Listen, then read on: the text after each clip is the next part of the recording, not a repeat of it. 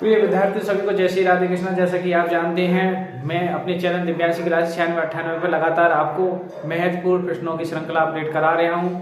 आप वीडियो के माध्यम से देख पा रहे होंगे। आप मेरे चैनल को लाइक और सब्सक्राइब कीजिए, जिससे और भी बच्चों का भला हो और वो अपने बोर्ड परीक्षा में एक महत्वपूर्ण नंबरों में स्कोर बना सकें। तो आइए कुछ विज्ञान से संबंधित, क्योंकि कल सुबह हाई स्कूल का विज्ञान का पेपर है, तो कुछ संभावित प्रश्नों की पे चर्चा करते हैं। और थोड़ी सी वीडियो बड़ी होने वाली है, तो इसलिए लगभग कवर करेंगे पूरी विज्ञान को। तो आइए चलते हैं ज्यादा देर न लेते हुए प्रश्नों की ओर। देखिए, पहले एक आ सकता है कि आपकी संयोजन अभिक्रिया क्या है। संयोजन आ सकती है, या संयोजन का एक योगात्मक अभिक्रिया भी कहते हैं इसको। योगात्मक अभिक्रिया क्या है? इसका नाम संकलन अभिक्रिया है। 3 नाम है इसके: संयोजन अभिक्रिया, योगात्मक अभिक्रिया, संकलन अभिक्रिया। तो आइए मैं इसका एक एग्जांपल बताता हूं। जैसे मान लो आपका आ जाए, कुछ नहीं आता है तो 2Na + Cl2 संयोजन कर दो, इन दोनों का जोड़ कर दो, 2NaCl, बस। ठीक है। दूसरे पॉइंट पे आपकी है वियोजन अभिक्रिया। तो दूसरा पॉइंट क्या है? देखिए, वियोजन अभिक्रिया। वियोजन अभिक्रिया आपको कुछ नहीं है, केवल इसमें रिएक्शन लिखनी है। तो वियोजन अभिक्रिया क्या है? देखिए, अब जैसे ये है CaCO3 है, इसको ये टूट जाएगा आपका CaO + CO2, टूट के 2 जगह वियोजन हो गया इसका। तीसरी जो अभिक्रिया आपकी देखिए, वो द्विविस्थापन अभिक्रिया है, या विस्थापन, प्रतिस्थापन भी अभिक्रिया कहते हैं इसे, प्रतिस्थापन या विस्थापन अभिक्रिया।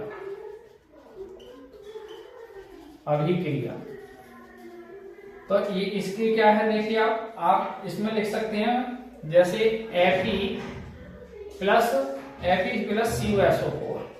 तो यहां से Fe विस्थापित कर देगा Cu को, FeSO4 + Cu। ठीक है। अगली जो रिएक्शन है आपकी, वो है आपकी द्विविस्थापन अभिक्रिया। द्विविस्थापन अभिक्रिया। तो द्विविस्थापन अभिक्रिया आपको ज्यादा कुछ नहीं करना है। अगर ये रिएक्शन आती है तो आपको इतना ही लिखना है, VaCl2 + Na2SO4 = अब NaCl के साथ चला जाएगा तो 2NaCl, और प्लस Ba चला जाएगा, Na हट जाएगा तो VaSO4। द्विविस्थापन ये अभिक्रिया है। 4 अभिक्रिया है आपकी, तो ये देख सकते हैं आप। पीएच की परिभाषा आगे, अगला 5वां पॉइंट है पीएच की परिभाषा। पीएच की परिभाषा आपको थ्योरी में याद है तो बढ़िया बात है, नहीं भी याद है तो आप इस तरीके से लिख सकते हैं, pH = log H ion. Hydrogen आयनों के ऋणात्मक लघुगणक को pH कहते हैं। ठीक है। एक बात ध्यान में, जो जल का आयनिक गुणनफल होता है H आयन और OH आयन, इसका मान कितना होता है? 1 × 10⁻⁻14। ठीक है। इसको Kw भी कहते हैं, जल का आयनिक गुणनफल 1 × 10⁻14। और मैं आपको बता दूं, जो pH का मान होता है, यदि 7 नंबर है, केवल 7, तो विलयन की जो प्रकृति होगी वो शुद्ध व उदासीन होगी, शुद्ध व उदासीन। और यदि विलयन का pH का मान आपका 1, 2, 3, 4, 5, 6 तक होगा, तो विलयन की जो प्रकृति होगी 1, 2, 3, 4, 5, तो कैसी होगी? अम्लीय प्रकृति होगी। और यदि pH का मान जो है वो 8, 9, 10, 11, 12, 13 और 14, तो कैसी होगी विलयन की प्रकृति? क्षारीय होगी। देखिए, 7 है तो शुद्ध व उदासीन होगी, 7 से कम है अम्लीय होगी, और 7 से ज्यादा है तो क्षारीय होगी। तो ये भी आपको ध्यान रखना। आप अगला इसमें है अम्ल और क्षार की परिभाषा। अम्ल व क्षार की परिभाषा। तो अम्ल क्षार की परिभाषा आपको क्या होनी चाहिए? ऐसे वे पदार्थ जो जलीय विलयन में H आयन देते हैं, ऐसे समझो, H आयन देंगे तो वो कैसे होंगे? +H आयन देंगे तो वो होंगे अम्लीय। और यदि OH आयन देते हैं, OH आयन देंगे तो वो होंगे क्षारीय। ठीक है। तो ये आपको जैसे HCl टूट जाएगा तो H आयन देगा +Cl, तो जो H आयन देगा तो HCl कैसा है? अम्लीय है। अब मान लो NaOH है, NaOH = टूटेगा तो Na + OH आयन, तो OH आयन देगा तो ये कैसा होगा? ये क्षारीय होगा, और ये आपका अम्लीय होगा। तो तो ये देख सकते हैं आप। आइए आगे चलते हैं। बेकिंग सोडा है, बेकिंग सोडा।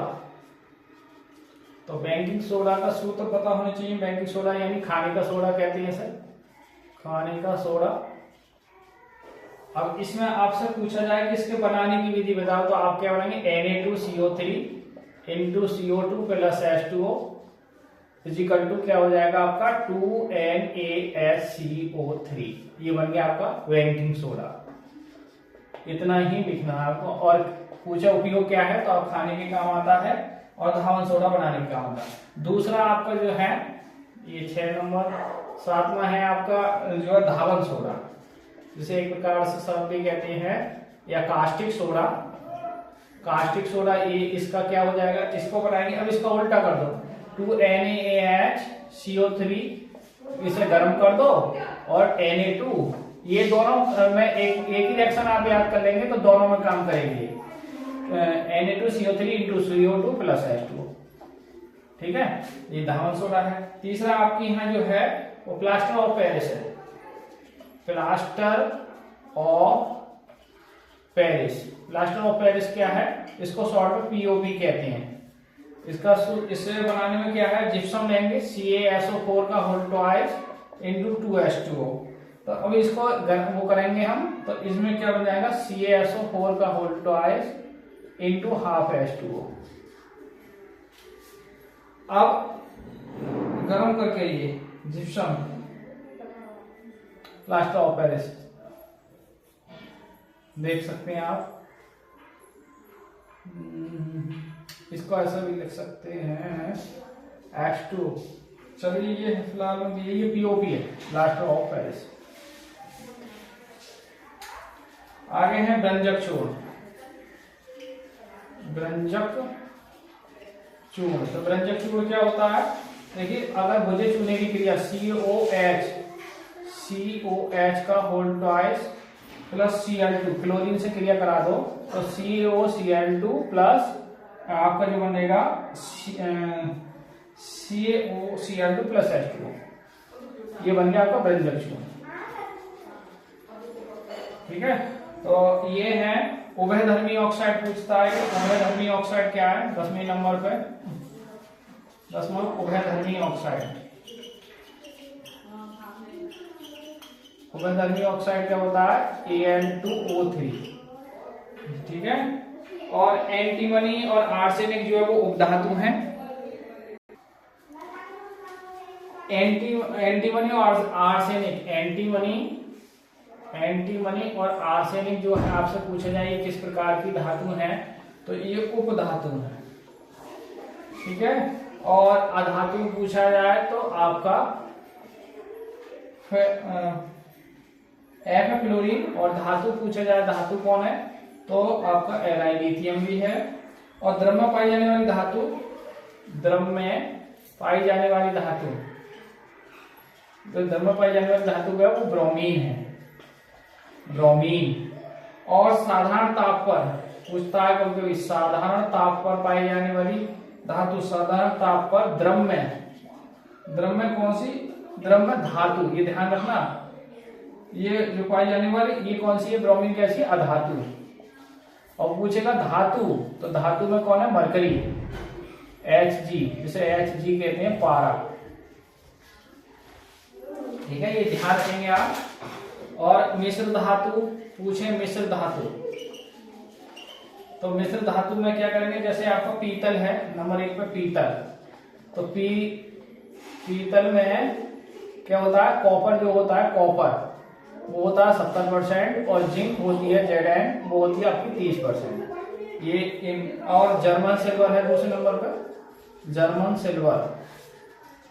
तो जर्मन सिल्वर जो होता है वो कॉपर होता है 50%, और इसमें जिंक होती है, एक होती है निकिल, जिंक होगी आपकी 35%, और 15% होती है nickel, Ni nickel, total 100%।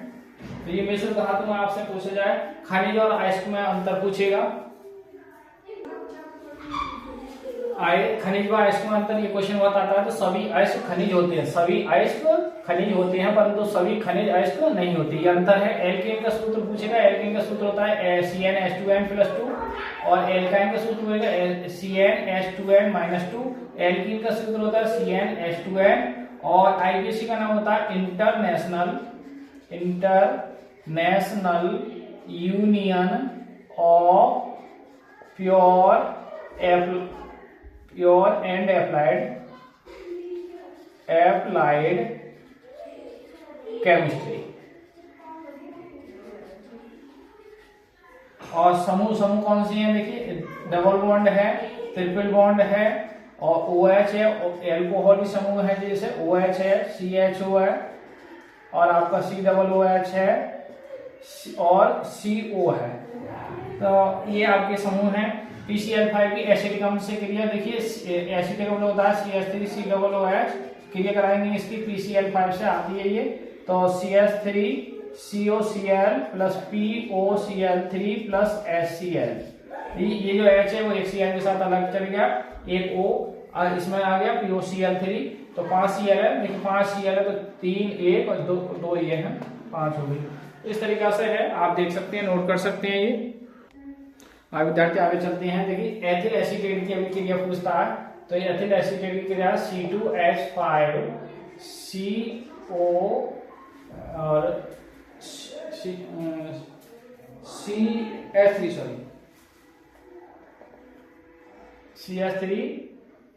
CO C2H5 और जल से क्रिया करा तो H2O से, तो क्या बन जाएगी CH3COOH और प्लस C2H5OH। देखिए इससे अगर आपका एथिल अल्कोहल बनाने का है तब भी ये क्रिया काम करेगी, एसिटिक अम्ल बनाने का है तब भी ये क्रिया काम करेगी, ठीक है। और साबुन किसे कहते हैं, उच्च अणुभार वाले मोनोकार्बोक्सिल अम्लों के सोडियम पोटेशियम रबर साबुन कहलाते हैं। तीनों रसायनों के क्षारीय जल अपघटन की क्रिया को साबुनीकरण कहते हैं। साबुन बनाने की क्रिया CH2CO CH17H35 और CHOCO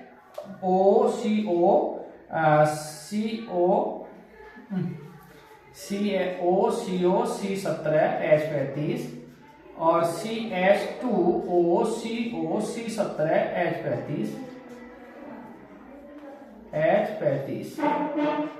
अब इसकी क्रिया कराएंगे हम 3NOS से, इजिकल टू, देखिए यहां से ये सब हट जाएगा तो क्या बचेगा, ये वाला हट जाएगा पोर्शन, मैं आपको हटा देता हूं, ये वाला पोर्शन हट जाएगा।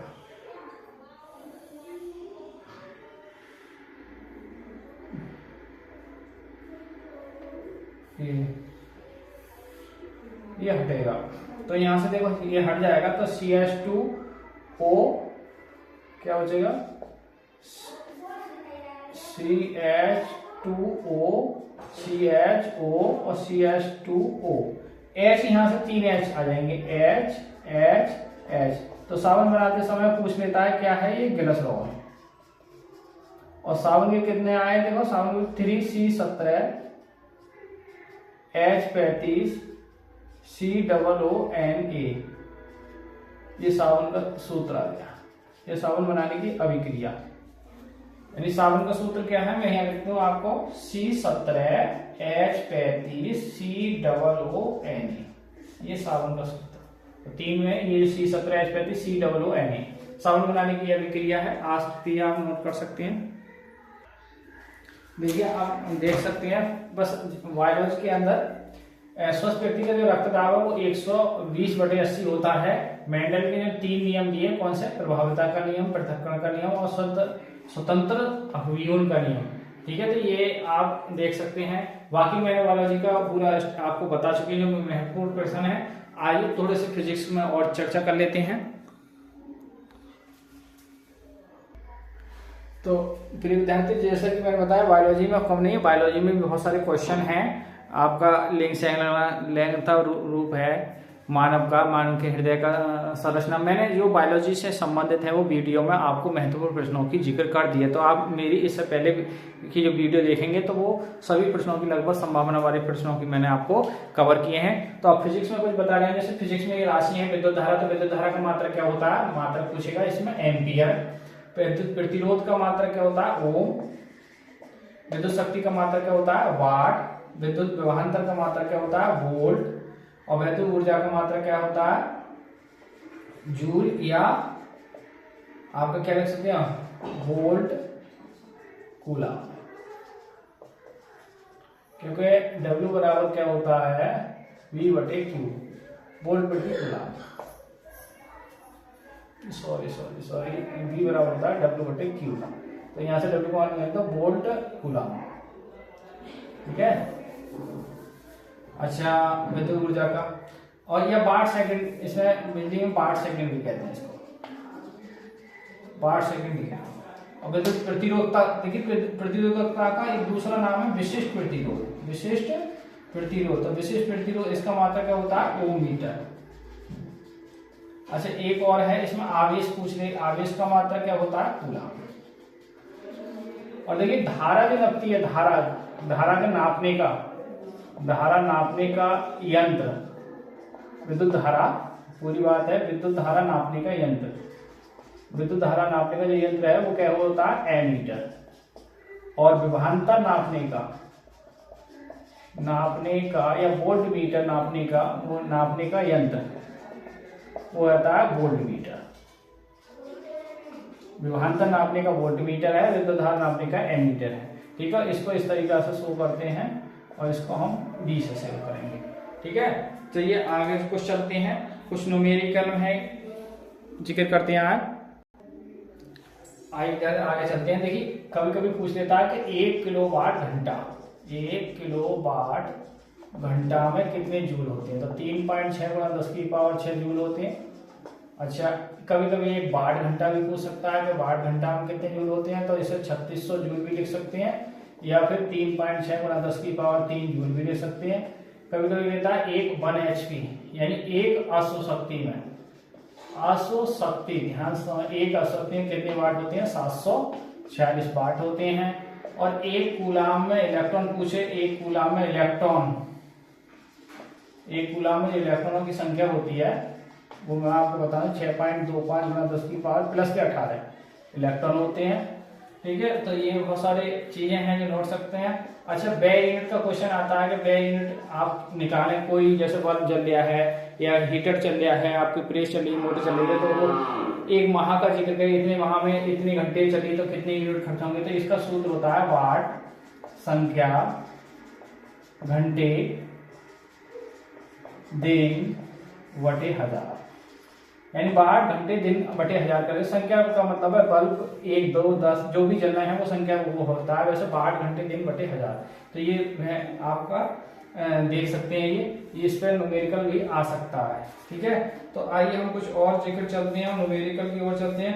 क्रांतिक कोण पूछता है, जैसे कभी कभी क्रांतिक कोण, तो क्रांतिक कोण क्या होता है? n बराबर 1/sin c, या आप लिख सकते हैं कि sin c बराबर 1/n। n क्या वर्तनांक है?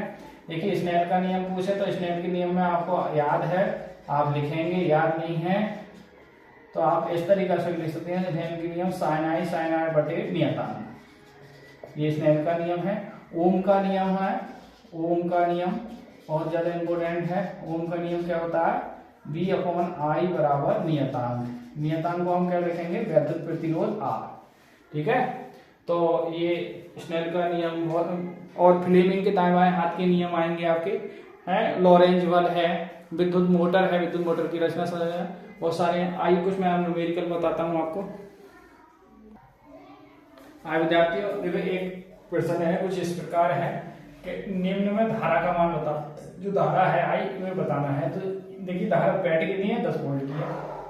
बिंदु ए पर गई, कुछ धारा इधर चली है, कुछ धारा इधर चली है। देखिए जो धारा इधर आएगी तो ये 2 ओम है, ये भी 2 ओम है, तो दोनों में ये धारा कैसी होगी? समान होगी। तो ये दोनों ओम में कौन से होंगे? श्रेणी क्रम। समान धारा होने पर श्रेणी क्रम होंगे। तो आप लिखोगे 2 ओम और 2 ओम के प्रतिरोध कौन से क्रम में होंगे? श्रेणी क्रम में। तो श्रेणी क्रम में क्या करते हैं? डायरेक्ट जोड़ते हैं। R1 कहते हैं 1 2 + 2, जब जोड़ेंगे 2 + 2 कितने हो जाएंगे? 4 ओम। अब ये जोड़ के 4 हो जाएगी। इस 4 के साथ ये कौन से क्रम करेंगे? समांतर क्रम में। तो आप लिखोगे 4 ओम और 4 ओम के प्रतिरोध कौन से क्रम में पड़ जाएंगे? समांतर क्रम में। अलग अलग धारा में होते हैं, अलग अलग धारा होगी तो समांतर क्रम में। और मैंने बताया 2 के लिए क्या करेंगे? हम ऊपर गुणा कर दो, नीचे और डायरेक्ट नीचे जोड़ दो। तो ऊपर 4 चौक 16 हो जाएगा, जुड़ के 8 हो जाएगा, 8 से भाग करेंगे तो 2 आ जाएगा। तो R2 की जो वैल्यू आई वो 2 ओम आई। अब देखिए वो ये सबको जोड़ के 2 ओम बनेगा, एक ही तार बन जाएगा, ये 3 इसके साथ बनेगा श्रेणी क्रम में। तो सी पार्ट डाल के लिख सकते हो आप 2 ओम और 3 ओम के प्रतिरोध कौन से क्रम में पढ़ेंगे? श्रेणी क्रम में। श्रेणी क्रम में तुल्य प्रतिरोध। अब तुल्य प्रतिरोध लिखेंगे क्योंकि इसके बाद कोई प्रतिरोध नहीं है, तो फाइनल जवाब लिखेंगे अब R बराबर 2 + 3 जोड़ के कितने हो जाएंगे? ये 5 ओम। और देखिए बैटरी के वोल्ट के 10 वोल्ट की। अब ओम के नियम से क्या लिखेंगे? आई है धारा, तो धारा V/R से। V का मान 10 है, R का मान कितना है? 5 निकाल दिया हमने। देखिए तो 5 से 2 को भाग करेंगे 2, तो करंट हमारी जो कितनी आ गई? 2 एम्पियर। तो ये बड़ा सवाल है, 6 नंबर का है, तो आप देख सकते हैं इसे इस तरीके से क्वेश्चन 6 नंबर का आ सकता है। एक क्वेश्चन ऐसे पढ़ के सुना दे रहा हूं। ये कह रहा है एक तार की लंबाई 3 मीटर, तार की जो लंबाई है L वो 3 मीटर है, और वो कह रहा है इस तार का जो प्रतिरोध है वो 4 ओम है, और कह रहे हैं इसका अनुप्रस्थ काट का जो क्षेत्रफल है वो 6 × 10⁻⁻5 वर्ग मीटर है। तो कह रहे हैं इसका प्रतिरोधकता बताइए, इसकी प्रतिरोधकता। तो प्रतिरोधकता हमने बताई उल्टी पी के तरफ होती थोड़ी, इसको संकेत में हम लिखेंगे लगभग प्रतिरोधकता की। देखिए इसका सूत्र क्या होता है? ρ बराबर RA/L। तो R का मान कितना है? देखिए 4, और A का मान कितना है? 6 × 10⁻⁻5। लंबाई कितनी है? देखिए 3, तो 3 से 6 कटेंगे 2 बार, तो 4 × 2 × 10⁻⁻5, और 4 दूनी 8 × 10⁻⁻5, और मात्रा क्या हो जाएगा इसका? ओम मीटर। तो ये आपका प्रतिरोधकता आ गया। प्रतिरोधकता आप क्या कहेंगे? विशिष्ट प्रतिरोध। ठीक है, निकट दृष्टि 2, दूर दृष्टि 2, 200 में से दोनों में से एक आएगा। श्रेणी क्रम समांतर क्रम में से दोनों में से एक आएगा। फ्लेमिंग के दाएं बाएं हाथ के नियम में से एक आएगा। ओम के नियम, स्टैंड के नियम में आएगा। प्रकाश का परावर्तन अपवर्तन में से आ सकता है। प्रिज्म वाले इस चैप्टर से आ जाए। प्रिज्म का जो रम है, जैसे एक प्रिज्म है और ये प्रिज्म है, इस पर सूर्य का जब प्रकाश पड़ेगा तो ये कितने रंगों में टूट जाता है? ठीक है, कितने रंगों में टूट जाएगा? 7 रंगों में। इस तरीका से ये 7 रंगों में टूट जाएगा। 7 रंग होंगे इसके। कौन से 7 रंग होंगे मैं आपको बताऊं? BIV, पहले नीचे से BIV GYOR। देखिए BIV GYOR। सबसे कम ये बैंगनी रंग है। बैंगनी रंग का प्रकीर्णन आसमानी रंग है, आसमानी, फिर नीला है ब्लू, फिर हरा, फिर पीला, और फिर नारंगी, और फिर लाल। लाल रंग का प्रकीर्णन सबसे कम होता है। लाल रंग का जो प्रकीर्णन है, प्रकीर्णन वो सबसे कम, और बैंगनी रंग का जो प्रकीर्णन है बैंगनी रंग का वो सबसे अधिक होता है। प्रकीर्णन अधिक होता है बैंगनी रंग का, तभी तो हमें आकाश जो है वो नीला दिखाई देता है। इसी घटना का है जब सूर्य का प्रकाश किसी प्रिज्म पे गिरता है तो वह विभिन्न रंगों में टूट जाता है। इस घटना को वर्ग विक्षेपण कहते हैं। ठीक है, प्रिज्म द्वारा प्रकाश के विचलन के आ सकता है इसमें, तो आप इसमें देख सकते हैं बहुत सारे क्वेश्चन हैं। आइए कुछ मैं और न्यूमेरिकल कराता हूँ आपके लिए। आइए विद्यार्थी कुछ इस तरीके ऐसे चलते हैं हम, क्योंकि न्यूमेरिकल लिखूंगा बहुत टाइम लगेगा। तो आइए जैसे मान लो एक आपका कोई दर्पण है और दर्पण की जो फोकस दूरी दे रहा है मान लो 20 सेमी है। जो दर्पण की जो वस्तु रखी है वो 20 सेमी दूरी पर रखी है। प्रतिबिंब मान लो उसके 30 सेमी पर है, तो उसकी फोकस दूरी बताइए। देखिए दर्पण से संबंधित क्वेश्चन आया दर्पण से, तो सूत्र क्या होगा? 1/f 1/v plus 1/u। यहाँ प्लस लगाना है आपको। तो v का मान क्या है? -30 है, और जो u का मान है वो कितना है? माइनस हो जाएगा यहाँ, क्योंकि माइनस के 20 रखे जाएंगे। तो अब एलसीएम कितना आएगा? 60। 30 से 60 में 2 बार जाएगी, और 20 से जो है 3 बार जाएगी। 20 3 60 भाग, तो माइनस के ऊपर 5 हो जाएंगे, बटे 60 हो जाएगा 1/f। अब उल्टा करेंगे तो f की वैल्यू कितनी आ जाएगी? देखिए 60/5। अब जब 5 से हम इसको भाग करेंगे, 5 से भाग करेंगे, देखिए तो क्या बार कटेगा? तो f की वैल्यू कितनी आ जाएगी? 5 से भाग करेंगे तो क्या बार जाएगा? 12 बार। अब चूंकि फोकस दूरी क्या है? माइनस में, तो इसलिए कौन सा दर्पण होगा? अवतल दर्पण। ठीक है, अवतल दर्पण होगा ये। और भी देखें न्यूमेरिकल में आपको ऐसे डायरेक्ट हम करा दिया। u का मान 15 सेमी है और फोकस दूरी मान लो 10 सेमी है, तो प्रतिबिंब का बनेगा। तो सूत्र 1/f 1/v प्लस u। तो यहाँ से f की वैल्यू है 10, v निकालना है, u की जगह हम क्या रखेंगे? अब चूंकि प्लस है देखिए माइनस हो जाएगा यहाँ, क्योंकि माइनस के 15 रखेंगे प्लस के लिए, माइनस के 15 इधर आ गए काय हो जाएंगे प्लस के हो जाएंगे ये 15 1/20। अब एलसीएम कितना आएगा 30, तो 10 से 3 बार भाग जाएगी, 15 से 2 बार जाएगी 1/20 जुड़ के ऊपर 5 हो जाएंगे बटे 30 बराबर 1/20। तो उल्टा करेंगे तो b बराबर क्या हो जाएगा 30/5, 5 से भाग करेंगे तो जो प्रतिबिंब बनेगा वो 6 सेमी की दूरी पर बनेगा। तो इस तरीका से ये दर्पण से संबंधित क्वेश्चन है। अवतल दर्पण उत्तल दर्पण के उपयोग से उत्तल दर्पण जो वाहनों में लगता है पीछे के वाहनों को देखने के लिए, और अवतल दर्पण जो होता है वो डॉक्टर लोग गला कान नाक मुंह वगैरह देखने के लिए यूज करते हैं। ठीक है, आइए लेंस से संबंधित समझते हैं अब। आइए बढ़ते हैं। एक क्वेश्चन है, एक लेंस की क्षमता प्लस की 2 डायोप्टर है, तो इसकी फोकस दूरी कितनी होगी। तो आइए इसकी फोकस दूरी क्या करते हैं। तो फोकस दूरी देखिए डायोप्टर है तो सूत्र 100/p लगा सकते हैं डायरेक्ट। तो 100/p की वैल्यू कितनी है 200 भाग करेंगे 100 का तो कितना, तो उसकी फोकस दूरी कितनी आएगी 50 है। अब चूंकि क्या है प्लस में है तो कौन सा लेंस होगा उत्तल लेंस। ठीक है, अच्छा मान लो दूसरा क्वेश्चन है कि एक लेंस है जिसकी फोकस दूरी 50 सेमी है या 20 सेमी, मान लो 20 सेमी है। अब चूंकि माइनस है तो उसकी क्षमता कितनी होगी, तो सूत्र 100/p 100/f हो जाएगा, फिर ट्रांसफर हो जाएंगे। तो यहाँ से 100/f की वैल्यू कितनी रखेंगे -20, और 20 से 100 को बाहर हो जाएगी 5 बार, तो जो उसकी क्षमता आ जाएगी वो माइनस की कितनी आ जाएगी 5 डायोप्टर। माइनस आया इसलिए लेंस कौन सा होगा अवतल लेंस, अवतल लेंस होगा। और इसमें आपका ये जो है वो उत्तल लेंस होगा प्लस में। एक क्वेश्चन है, मान लो कोई वस्तु है जैसे दूरदृष्टि दोष के लिए, दूरदृष्टि दोष में क्या होगा u का मान 25 सेमी और v का मान मान लो 50 सेमी है, तो उसकी क्षमता पूछे फोकस दूरी पूछेगा, तो सूत्र लगाएंगे 1/f 1/v माइनस लगाएंगे यहाँ, तो v की जगह क्या लगाएंगे 50, यहाँ प्लस हो जाएगा 1/25, एलसीएम लगाएंगे 50 से एक बार 25 से भाग जाएगा 2 बार, दोनों से एक घट के क्या बचेगा 1/50 1/f, तो यहाँ से f की जो वैल्यू आ गई वो 50 सेमी है। ठीक है, अच्छा ये कौन से क्वेश्चन संबंधित है, दूरदृष्टि दोष से संबंधित। दूरदृष्टि दोष में u का मान हम 25 लेंगे, आप देख सकते हैं ये सब चीजें। आइए कुछ आगे बढ़ते हैं। तो एक क्वेश्चन है कि एक घर में मान लो एक घर में 100 वाट के या 500 वाट का एक हीटर है, 500 वाट का एक हीटर है और टाइम मान लो 10 घंटे चलता है, और डी टाइम एक माह कहेगा1 माह, तो माह में कितने दिन होते हैं 30 दिन चलाने में, और एक कितनी बिजली खर्च करेगा, कितने यूनिट व्यय करेगा। और वो कह रहा है यदि एक यूनिट की कीमत, एक यूनिट का जो मूल्य है मान लो 5 रुपए है, तो कितनी बिजली खर्च हो जाएगी। तो आइए इसका सूत्र करते हैं इसे, व्यय यूनिट, तो व्यय यूनिट वाट घंटे और दिन और बटे 1000। देखिए कितने वाट का है 500 वाट का, और घंटे कितने हैं 10 और दिन कितने हैं 30 और बटे कितने हैं 1000। देखिए 1 0 2 0 3 0 1 2 3, तो कितने बचे 50 × 3, 50 की मान लेंगे तो कितने आएंगे 150 यूनिट।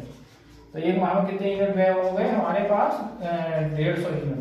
अब एक यूनिट की जो कीमत है एक यूनिट का जो मूल्य है हमारे पास वो कितने रुपए है 5 रुपए, 5 रुपए है एक यूनिट का।